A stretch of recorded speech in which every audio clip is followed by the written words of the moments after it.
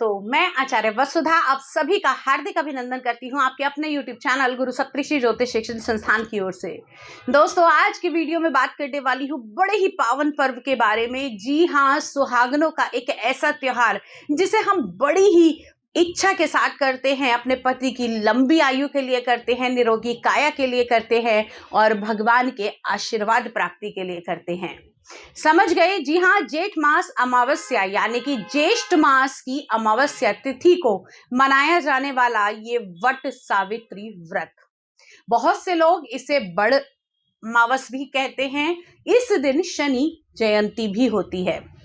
अब 2023 में ये तिथि कब पड़ रही है, क्या रहेगा पूजा का विधान, क्या मैं इस दिन अपने व्रत को पहली बार शुरू कर सकती हूँ, अगर मेरे घर में ये व्रत नहीं होता तो क्या मुझे ये व्रत करना चाहिए, साथ ही साथ अगर मेरी इस समय मासिक धर्म का समय है तो क्या मुझे ये व्रत करना चाहिए, क्या ये सुहागनों का व्रत है तो इस दिन क्या मुझे सर धोना चाहिए, तमाम ऐसे सवालों का जवाब दूंगी आज के इस वीडियो में।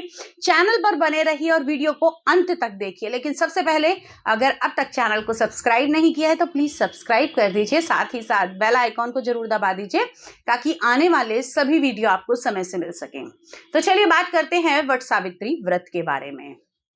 इस बार यानी कि 2023 में जो वट सावित्री व्रत रहेगा वो रहेगा, अमावस्या की तिथि आरंभ होगी 18 मई 2023 को रात्रि 9:42 पे और तिथि का समापन होगा 19 मई रात को 9:23 पर।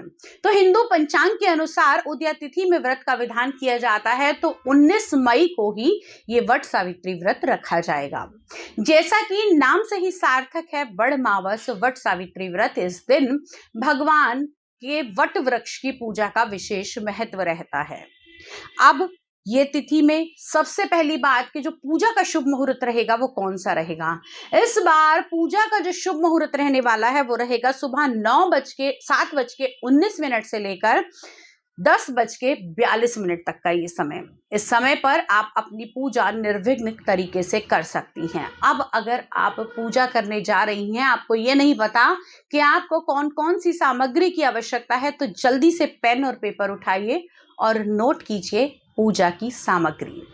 जी हाँ, सबसे पहले इस दिन वट के वृक्ष की परिक्रमा करने का विशेष विधान माना जाता है।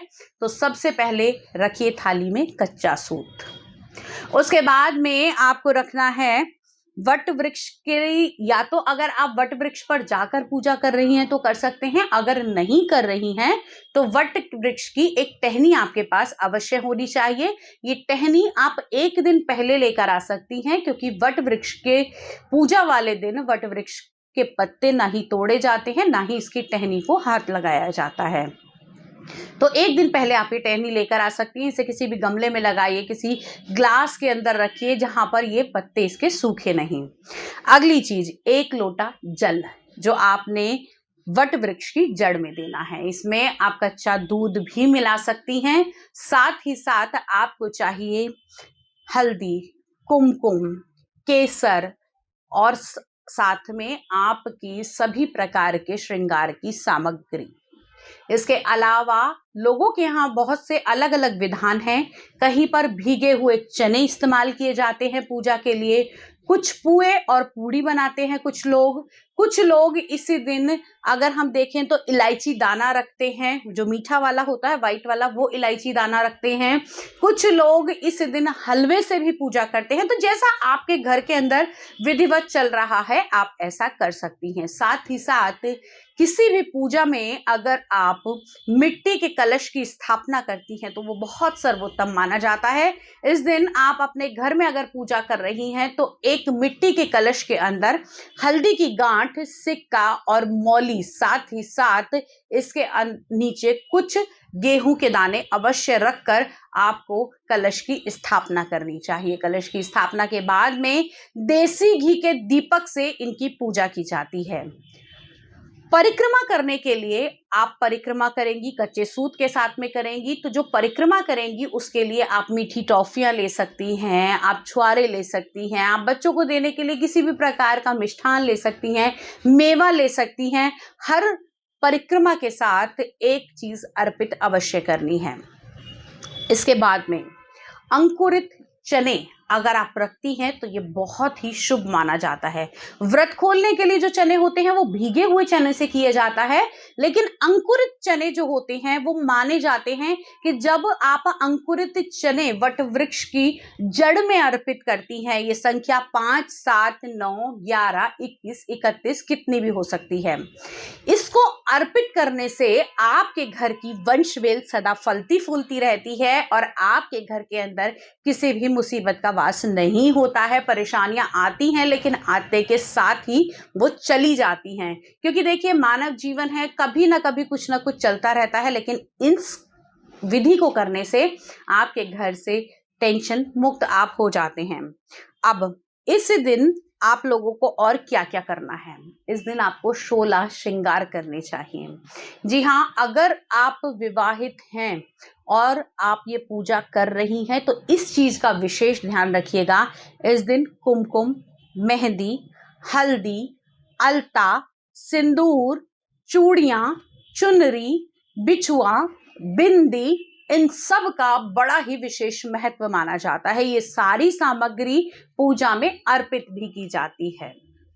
अब पूजा के बाद में बात आती है वायना देने की। जी हाँ, इस दिन आपको आपकी सास को, या फिर अगर आपकी सास नहीं है तो आप किसी बामनी को, ब्राह्मणी को आप ये वायना दे सकती हैं। पूजा करने के बाद में वस्त्र, साड़ी, सूट अगर आप रखना चाहती हैं तो एक पैंट शर्ट का जोड़ा भी रख सकती हैं। ये पूजा करके आपको अपनी सास को साथ में कुछ दक्षिणा अवश्य देनी चाहिए। अब ये तो था व्रत का विधान। कुछ लोगों के यहाँ ये व्रत पूरा दिन का होता है, कुछ लोगों के यहाँ ये व्रत सिर्फ पूजा तक का होता है। लेकिन ध्यान रखिएगा कि जब तक आप पूजा नहीं करती तब तक इस व्रत को निर्जला निराहार तरीके से किया जाता है। सारी सामग्री चढ़ाई जाती है और साथ ही साथ इस दिन वट वृक्ष जिसके अंदर ब्रह्मा, विष्णु और महेश का वास होता है, अपने पति की दीर्घायु के लिए इसकी पूजा की जाती है। कहा जाता है कि सावित्री ने सत्यवान की लंबी आयु के लिए वट वृक्ष की पूजा की थी और साथ ही साथ ये भी वर मांगा था कि जो भी सुहागन वट वृक्ष की पूजा करेगी उसके सुहाग की लंबी आयु होगी और निरोगी काया होगी। अब वट सावित्री व्रत के साथ साथ आपको और क्या क्या चीजें ध्यान में रखनी है, क्योंकि ये पूजा जो की जाती है वो अमावस्या की तिथि के दिन की जाती है, तो आप एक दिन पहले ही रात्रि में सर धो सकती हैं। अपने बाल अवश्य धो लीजिएगा, उसके बाद में इसकी पूजा की जाती है।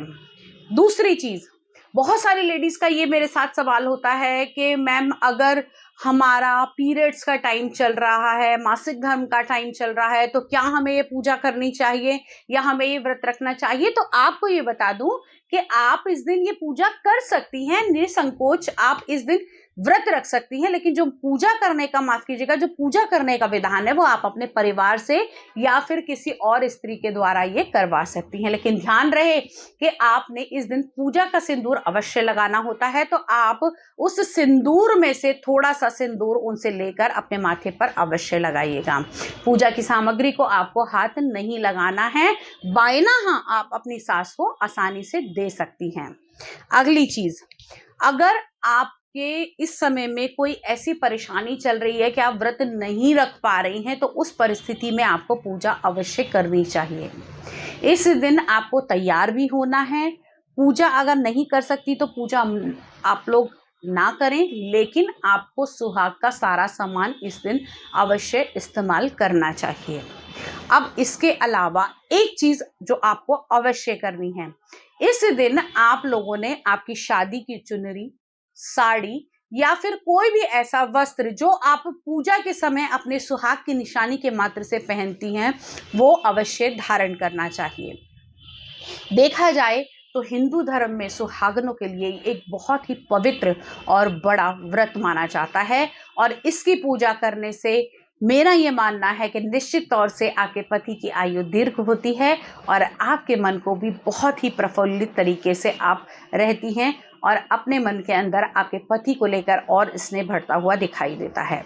अब अगली बात, अगर आपके घर के अंदर कोई समस्या चल रही है, आपका पति कहीं और जगह इन्वॉल्व है और आप अपने पति को वापस लाना चाहती हैं, तो निसंकोच आप इस व्रत को शुरू कीजिए, क्योंकि ना ये केवल लंबी आयु देने वाला बल्कि पति पत्नी के प्रेम को बढ़ाने वाला भी व्रत माना जाता है।